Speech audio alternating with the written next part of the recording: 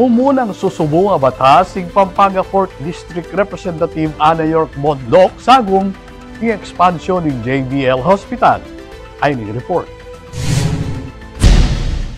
Linatag ng Pampanga 4th District Representative Congresswoman Dr. Ana York Mondok Sagom, kayang pekamumunang panukalang batas king Kamara alayong palawakan niya ang kapasidad ng Jose B. Lingad Memorial General Hospital o JBL-MGH king 1,500 bed capacity, iba't king salukuyan na 1,000 bed capacity.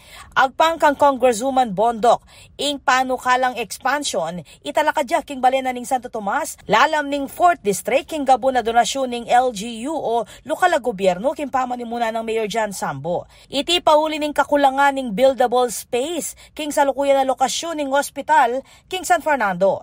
At tatanda ng Dr. Bondok mo naman ng author ning Republic Act No. 10355 inyang 2012 amig palawak king kapasidad ng JBL iba't king 250 papunta king 500 bed capacity. Inyang 2019 naman palawak yang pasibayo iti king 1,000 bed capacity king bisa ning Republic Act 11359 apen muna ng dating Congressman Rimpi Bondok. Kawani king expansion, balawos ning pamagpasika ning healthcare services king distrito, kapamilatan ning pamamuklat ning pekamumunang bagong Pilipinas Urgent Care and Ambulatory Service o Bukas Center king Santo Tomas. Makanyan mo rin, ing gagawa na JBL Cancer Center ang makasadyang mag-groundbreaking ngayon bulan. Pasalamat kay Bondok king suporta ng DOH Secretary Ted Herbosa, JBL Medical Director Dr. Montserrat Chichoco, Regional Director Dr. Corazon Flores at Mayor Sambo. Ing proyekto kanong iti maragulyang saup king distrito nung nuka rin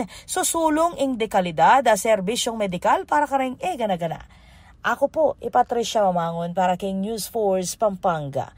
Balitang tutuking balen, susuyo.